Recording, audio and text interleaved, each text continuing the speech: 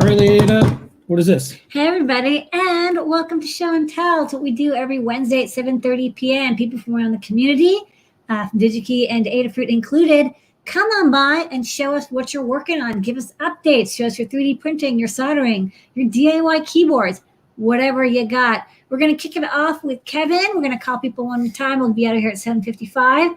So, Kevin from Digikey. What's your last name from Digikey? Sorry, you just changed your name. You changed my name? Yeah, it's now Kevin Digikey. Okay, that works. You know, as long as it has Digikey in it, that's no big deal. Okay. Well, you got the Digikey logo, so you know who you are. So it is what it is. That's fine. Yeah. All right. What I'm working on this week, I finally got these in today. I got a couple of these, the Picos in. Yay! I am really looking forward to the Feather Pico and all the other Pico ecosystems that you guys have coming down the pipeline. I'm checking them out on your website. I'm really excited about it. Okay, check in like a half an hour because there might be some going in right before the show. Oh. Shh, secret. Only between you and me and the rest of the internet. Okay, I am going to have my finger on the clicker the most. So I couldn't wait. You know, I know everything's excited. So I just got the Pico running with simple CircuitPython NeoPixel code. Cool. And this was the easiest product that I was able to get CircuitPython running on. I was extremely impressed. It was smooth, quick, easy. Example code was great. I'm really looking forward to it. Awesome. Yes. It's super cool to see a new chip come into the ecosystem. And I'm sure Digikey will stock reels of those chips as well. So when people are waiting for them, when they're available, that's where you get them, make your own RP2040 boards. We got a couple. So yeah, we have this Feather coming out, and a couple other boards that will soon be stocked in Digikey as well. Yes, and we're looking forward to it. And speaking of the RP2040, the Pico ecosystem, we do have a kind of like a podcast. We're going to call it Another Helping of Pi. It's going to be a roundtable panel discussion with a bunch of people from the industry. One of them is going to be John Park, who I'm assuming will be on the show here in a little bit. This is going to be on Pi Day. So check the Digikey socials for more information on that. Okay, you got nobody better. JP's exactly. JP's workshop. He's just going to run the show. He's going to, watch out, JP. They're going to make you run the podcast. All right, thanks, Kevin, for coming by the Digikey Corner. And we'll keep checking in on RP2040. Keep building those projects. Check out JP's guide they just published on making your own DIY mechanical keyboard. Yes, he's got some great stuff. Thanks, guys. Take care. All right, thanks, Kevin. All right, next up, Melissa, what you got going on? Hi, I have this little device. It's called a Micro Kinback 1, and it's just like a little replica of a computer that was built in the 70s. And it has a few programs on here. You can program it to various programs. It can hold up to 256 bytes of memory. Wow, it's a lot. Yeah, it has some interesting programs that you can load on it. Like if you hold stop and hit 5 and then hit start, it has a little blinky one here. All right. And I have a YouTube video on my channel coming out where I build this and kind of demonstrate it. And that's coming in probably a few days. Okay, so this is like a modern recreation of this old, simple LED button-based computer where you load programs in by pressing buttons. Yeah, exactly. Cool. All right, so people were like, how did microcontrollers get programmed before CircuitPython? We've like this. Exactly. Drag and drop makes it a lot easier, but it does. maybe you're excited to. This is cool. I think you put that on your bag. It looks sweet. Yeah. All right. Nice work, Melissa. Thank you. And your retro computers. Okay, next up, Scott. Hello. Perfect timing. So I've been working on how we define flash settings in CircuitPython, particularly for the RP2040 boards that are imminent, such as this one that I will tease. Ooh. I got an early one because I was helping fix it. So yeah, this is TOML. TOML is something like YAML or JSON. It's better than JSON simply because it has comments. If I just show you this Giga device one, we can see here that there's 2 comments about what it's for, and then some settings around that specific device. But there are also settings that are common to all Giga device stuff, along with all Flash stuff. So I made this tool called Cascade TOML, And what it'll do is it will kind of squish together a series of TOML files to give you like the overall settings. So if I just go up to my autocomplete here or my history, you can see we do cascade TOML, cascade filter, and then I give it a skew. And when I do that, I get a bigger TOML file back that includes both data from the path and data from like a higher level file. I think this might actually be broken a little bit, so I'm gonna have to fix it. But the idea is that once you have this file, you can load it into another Python script and generate kind of like whatever specific form you need. So it might be like for the RP2040, it's that like 250-ish bytes of Flash initialization code, or on the IMX, it's this other struct that they've defined, or in other CircuitPython, it's another struct that we've had. So this is centralizing kind of all those settings for all the different flashes that we support in CircuitPython, and hopefully in a way that people can use it in their own projects as well. Yeah, and as we do more execute in place, this is going to be essential. You know, we kind of skirted around doing this, but now it's we have to do it. Yeah, execute in place makes it hard because everybody has their own way of like defining how to get it going. So yeah, for sure. And if people want to check that out, you can go to github.com/adafruit/cascade toml or github.com/adafruit/nvm.toml. So it's NVM for non-volatile memory because we actually support MRAM as well. Max added that for the satellite stuff. I was thinking, like, that's what we have space. yeah, the CubeSats use that. Yeah, Yep. I mean, absolutely. You can use MRAM and you don't have to worry about your chip getting frazzled. Okay, this is really good stuff. Thank you for kicking this off. Yeah, we're really making CircuitPython a very fully featured programming system. yeah, and hopefully breaking out the best bits for folks doing other embedded stuff. Just we were talking about this earlier, just like Tiny USB. So hopefully this will be one of those things people build on as well. All right. Thank you, Scott. Thanks, Scott. And check out my stream tomorrow for all the details. Yeah.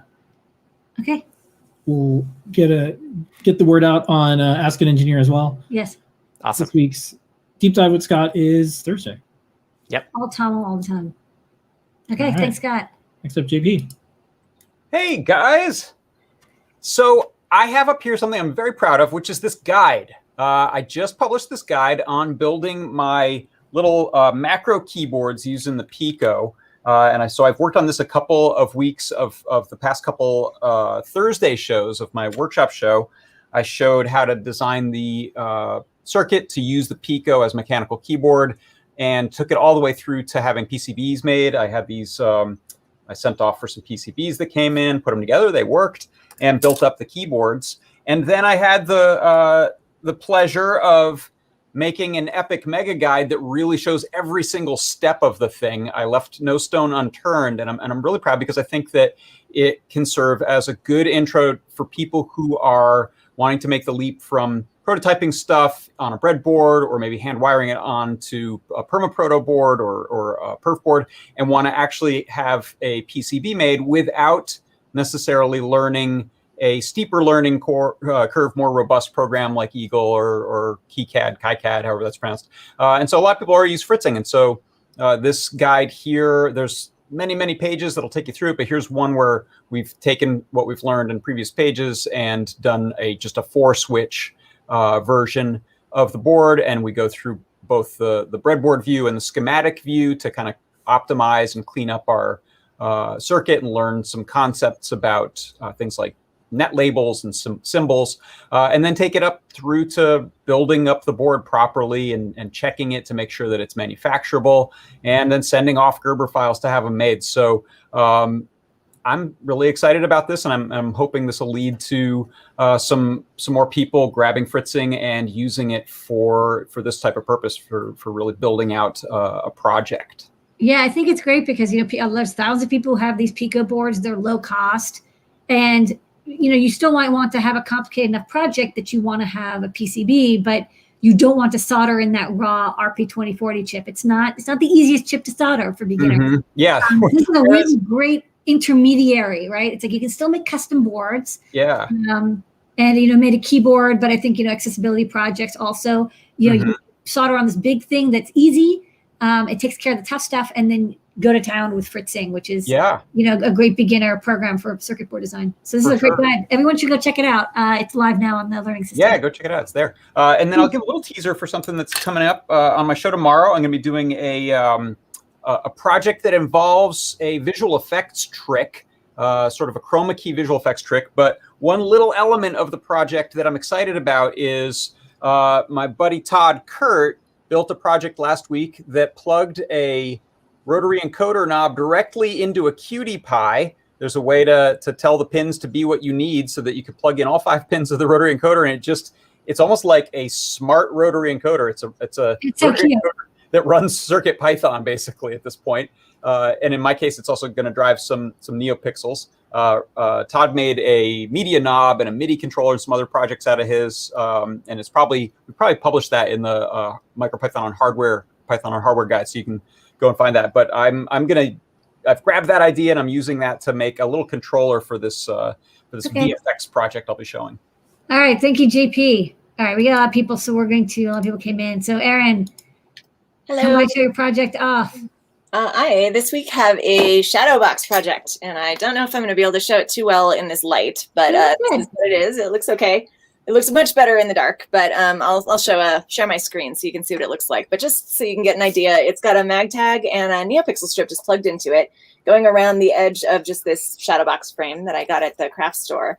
And then a whole bunch of different layers inside that I cut out on my vinyl cutter. And let me go ahead and share my screen so you can see what it looks like in the dark. I even made a little time lapse of it. So let's see here. All right. Can you see that? Yeah. Okay. So as you can see, the mag tag up in the top is showing the time, and its Wi-Fi clock is actually connected to the internet. And it is getting a data feed for what time and what longitude and latitude you are. And the cool thing is that at different times of day, it will change colors. And this is a test mode, so it still says 1140, but this is my sunset color feature. So every day at sunset and sunrise, it will change the color palette real slowly to this, and then it changes to a starry night at night. So it basically knows what time of day it is and shows a different color palette based on what time sunrise is in your location, which is pretty cool. Yeah. So I'll go ahead and show this little time lapse. And as you can see, it's a super slow animation, but you can see the minutes ticking off there as the sort of daytime greens and blues are going to just start to fade into this sunset, it's really kind of neat to watch. It comes up with some really pretty colors as it starts to sort of fade into this sunset color and then ends up at this little starry night. And the tutorial I just launched today, it teaches you how to take your photos and turn them into these vector images to layer them up inside the shadow box. And this is a picture of my mom in her kayak at the bottom there. And this is the lake that's right outside my window here, and the mountain that's right up on the ridge. So it's pretty special to be able to just take your environment and turn it into artwork like that. All right, people can cosplay as Aaron in their home. All right. All right, thank you, Aaron. All right, next up. Jepler. Hello. I don't have anything a tenth as beautiful to show as Aaron, but I was going to show my little NeoPixel here and tell you about the guide I've been working on. It's the Raspberry Pi RP2040, and it has this PIO controller for I/O, and we've got a new guide telling you about how to do it. Starts with turning an LED on and off, progresses up to controlling a NeoPixel, kind of trying to teach you the PIO language and teaching you about, in this instance, NeoPixels enough to understand it all and put it together with CircuitPython. And then the other thing I want to plug, which I don't have a demo for, is the RGB matrix library now works on these guys. So that'll come out in the next release of CircuitPython beta really soon. I got one here. Lamore knows. My RP2040. So preview, everybody. So this is working great. Nice work, Jepler. All right, thank you. One could say beauty is in the eye of the beholder, Jeff. Ooh, thanks for We're talking about beauty and everything. Electronics are all beautiful. So there's a Raspberry Pi chip in there. So there you go. It is nice. All right, thank you, Jeff. Good work. All right, next up, Noe. Hey, hello. Yeah, hello. Let's do a quick screen share so we can look at the overhead here. All right, so this is kind of a preview project, right? So this is a project I'm working on with Liz. It's a MIDI device, so making notes. It's using the Raspberry Pi Pico, running CircuitPython, and the kind of hero feature is to be able to use this little 5-way navigation switch to change the MIDI notes. So in this case, you have these circles with the numbers inside of them, and they kind of represent the buttons. So you can change them. So if I want to change this this here open hi-hat, I can change it to, let's see, there we go, cowbell. We like cowbell. So we're working on a Learn Guide. Hopefully we'll have it out next week. But there's a lot of fun 3D printing stuff to it, as well as some really sweet features in CircuitPython. So yeah, we did a 3D clear spoiler plate. You know. Oh right, yeah. So we were, of course, you can use acrylic for it, but we also have a 3D printed version of it too. So I got this little guy here that's 3D printed. So we'll have that available so folks can print that as well. Looks beautiful. Nice work. I like the handle as well. The handle also acts as a kickstand, which is really nice. Yeah. Mechanism, so it props it up. All right. Happy. All right. Thank you. A more thorough demo next week. All right. Yeah. Well, everyone's looking forward to it, I'm sure. Awesome. Thanks, folks. Thank you. All right. Next up. Lucian, hair effect. Hey. Oh, we can't hear you. Right. Sorry. My mic has a button. Can you hear me now? Yeah. All right. Yeah. So this week, I finally wrapped up my first Featherwing, which is this little device, which is for connecting to some servo motors.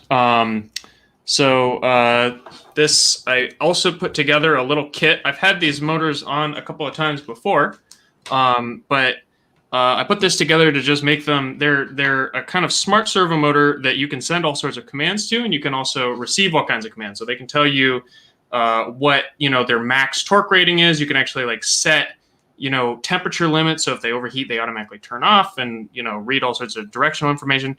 But that makes them a little bit complicated. They have, they have to communicate over UART instead of using PWM. They have a whole little messaging protocol, and they have some direction control. So all of that is a little bit annoying to put together with, an Arduino or a CircuitPython board normally, because you have to put in either a bunch of little diodes and resistors, or you have to use a little buffer system. So I put it all on a Featherwing instead, so you don't need any of that. And I also put in a voltage regulator so that you can use it even when you're not connected to the computer. You can just use the power supply of the motors, and it'll power your CircuitPython board too. Oh. And it has a little power supply selection for that. So this is a little simple beginner robot kit that I just put out. This is a little simple demo system. It doesn't have, I couldn't get the buttons big enough. They were giving me problems, but yeah, so that's all together. You could use this for like a sentry gun, like Nerf sentry gun, or a little camera pivot, or a laser pointer for your cat, or whatever you really want. People love Dynamixels, and now they have an easy way to add 3 of them. So this is really nice work. Yeah, they're probably hefty enough to lift about a 10-pound brick or so. So they're pretty. Okay, so camera controls and stuff too. Yeah. All right, awesome, good work. All right, well, we'll put it in the awesome Feather Guide, and we wrote that Dynamixel library, so you can use it in CircuitPython. Yeah. Awesome, thank you so much. All right, so we still have a bunch of folks coming in. So if everyone can keep it to just a couple of minutes, we can still get to everyone. We're going to go to Chris Young. I haven't seen Chris in a while, so we're going to go to Chris. And then we're going to keep doing rounds. Can you hear me? Hey. Chris. Hey, Chris. Yeah, we can hear you. All right. I'll pull up my screen share here. We've got one of the things that we want to do in assistive technology is to be able to create some sort of a configuration file that can be easily edited by the user. Like if it's a mouse device, maybe the mouse speed or different kinds of things. So you can do that real easy in CircuitPython, but I'm old school. I like Arduino, and some of us at HE makers like Arduino. So we wanted to have a way to do configuration files with Arduino. Well, it turns out Arcada library already has that in it, but we don't want all of Arcada. So basically, what I did is I took Arcada and stripped out everything except for the file IO and the configuration files. And if you look in this test for over here, it read value 1 is 110, value 2 is 190. if I go down here, go to my mass storage device, open this up. Oops. Well, it says the file's unreadable. Don't you love live demos? I know. So you're using a JSON file to configure it, and then are you running like with TinyUSB USB so it shows up as a disk drive, or like how are people setting the config? Yeah, it puts up your either an SD card or your QSPI memory. Okay. As a mass storage device. One other thing. SD card is great because it's like you can just put it on your computer. It's like super human friendly. Yeah. One other thing. It's one of those. Don't ask. It's not out yet. This is a board that Bill and I have been working on. We call it a cutie pie hat, and basically, it sits on a Raspberry Pi, mostly a Pi W. It's got a cutie pie soldered onto it. And then this is my infrared transmitter circuit. And so we're going to initially use it to make a Wi-Fi IR remote on a Raspberry Pi W. But he's got all sorts of breakout pins there. He broke out all the cutie pie pins, got some power and ground over here so you could use it for anything where you wanted the Arduino interface to a Raspberry Pi. I used to have a Wi-Fi remote that was based on the old Arduino Uno. And of course, it was a Linux board with a Leonardo sitting on top of it. So this is kind of our version of that. You take a Pi W and you put a cutie pie on top of it. And the cutie pie handles, well, you can do PWM, you can do analog, you can do the infrared stuff. The kinds of things you can't usually do with a Raspberry Pi. But then you got the Pi underneath it. So anyway, yeah, it's a little in the works. Yeah, so that's in the works. And awesome. we hope to All have right. it going Thanks so much, soon. Chris. And thanks for stopping by. Good to And good design lesson for folks. If you're making accessible hardware or assistive technology hardware, one of the things it could and can do is also be user updatable. And that's one of the things that we really like to see with, we did that with Arcada for Arduino stuff because having a file system with CircuitPython is a big deal. I basically just took CircuitPython. I was like, well, let's see if I can kind of like jam the CircuitPython user experience in.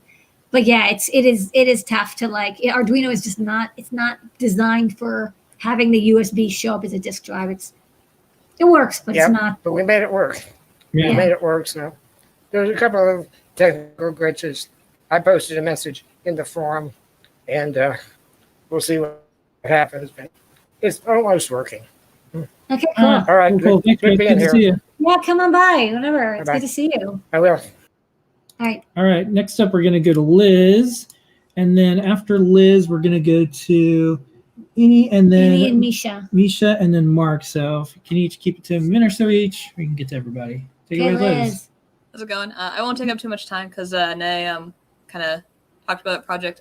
So we're making this Pico MIDI fighter. My Pico is also peaking there. But I have it hooked up via Raspberry Pi USB host to the robot xylophone. So I get some chords going. Once you have a robotic xylophone, everything is a robotic xylophone controller. Exactly. And is it really a MIDI controller until it controls a robot xylophone? You know? That's right. That's super fun.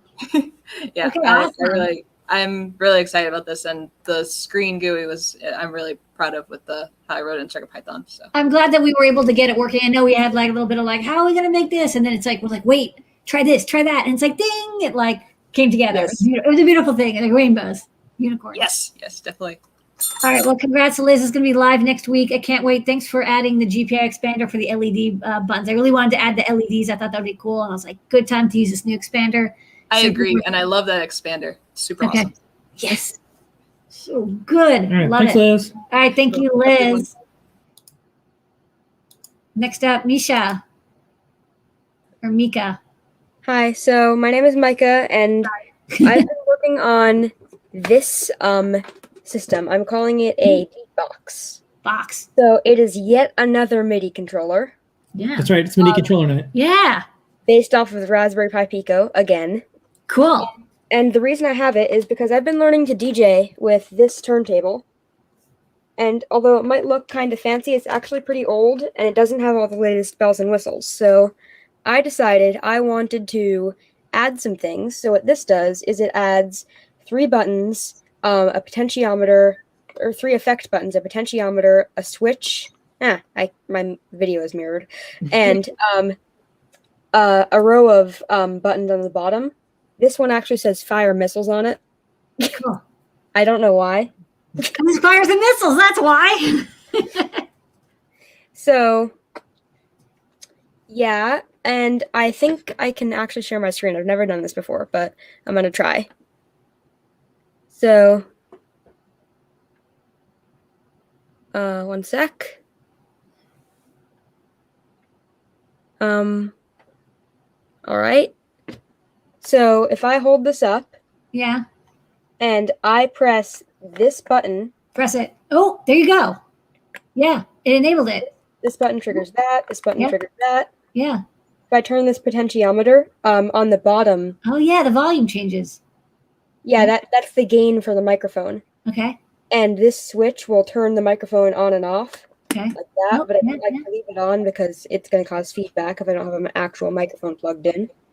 And these just play samplers, but that's obviously just going to make a lot of noise, so I'm not going to do that. You're going to launch some missiles. This is amazing. Great Good work. Thanks. Love it. I always love more MIDI controls. Congratulations. All right, cool. Well, as you work on this, come back and play us some tunes next time. All right. Yeah, I'm sorry I pronounced your name wrong. It's fine. Bye. Welcome back. Please come back when you do more projects with DJing and MIDI, because I love to see those projects. Synthesizers are so cool. I'll do. Yeah. All right, thank you. Good work. Building your own DJ gear is 2021. I know. It's so much fun. Okay, next up, Ine. Hi, thank you for having me. I'm Inne from the Netherlands, and I've been working on some soft robotic stuff for some time, and I finally made a prototyping setup so I can program it more easily. So it's a Raspberry Pi Pico plus a silicone bubble and with a NeoPixel underneath. So the Pico controls a motor plus solenoid valves, which make it inflate and deflate. And because the PIO functionality, actually it doesn't block the Adafruit rainbow pattern from showing, which it previously did with other microcontrollers. So this is a great improvement. And I really love the PIO for soft robotic stuff. I think it has lots of potential. Can you see it? Yeah, it's like really cool and kind of creepy. I like it. Yeah, so it was an art installation. It has like lots of those art installation. And so now I can more easily test the patterns on this bubble. All right, well, it's beautiful, and it looks like it's alive, which is really nifty.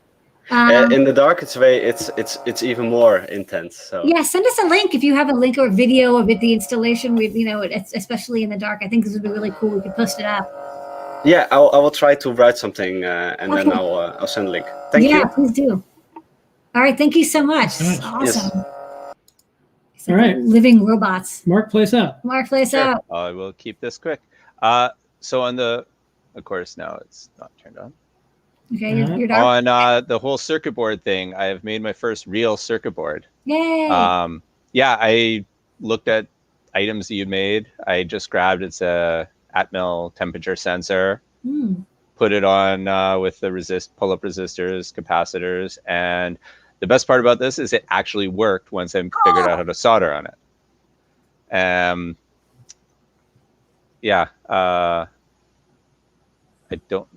It's displaying. So there's the temperature in my room right now, hovering just below 22 Celsius. So super thrilled that this thing worked first time. And I actually made that easy make oven that I was asking about from people last week about how to solder on these things and how to reflow. Yeah, and that worked great. So I think, I can't remember if this was the first reflow one or the hand soldered one. I've refined my process a little bit so it's not as messy as it was. But yeah, now I've got a $25 toaster oven that I will never cook in again. But you can make circuit boards, and that's even that's right. better. All right, well, congratulations on your first board. Yay. Thanks, Mark. The beginning Thanks of a expensive but fun hobby. Yeah, making boards is fun. It's like a lot of hobbies. All right, well, thank you, Mark. All right, and thank you, everybody. We had a show and tell this jam-packed week. show. Big March. Kick it off with a bunch of Boom. folks. We'll see everybody on Ask an Engineer in a few minutes. Thanks, everybody.